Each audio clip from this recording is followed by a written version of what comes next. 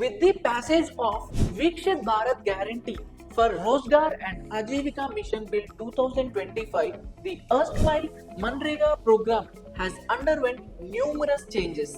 Let us see those changes one after the other. Firstly, there is a change in the nomenclature.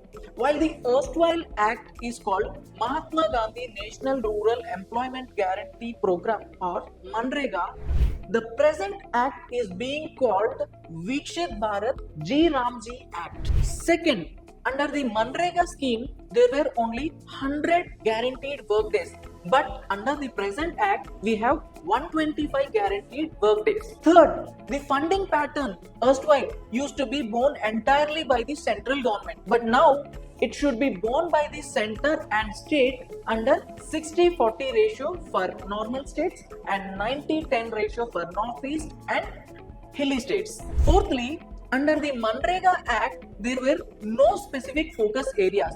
But under the present Act, we have 4 focus areas which are water security, livelihood related infrastructure, core rural infrastructure and climate resilient infrastructure. Fifth, previously there was no specific gap or pause window for the work to be provided, but now the states can declare a pause window of 60 days if there is no work. Sixth, previously there used to be no timeline for the payment of the wages, but now we have the payment to be made minimum within 7 days and maximum within 15 days of the work. Seventh, previously the nature of the work was mostly demand driven and instant, but now we have an advanced early planning mechanism at place for the work to be done.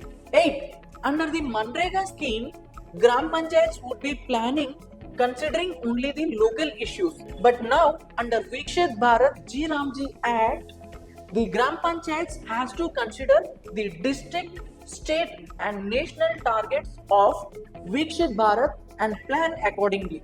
Thank you.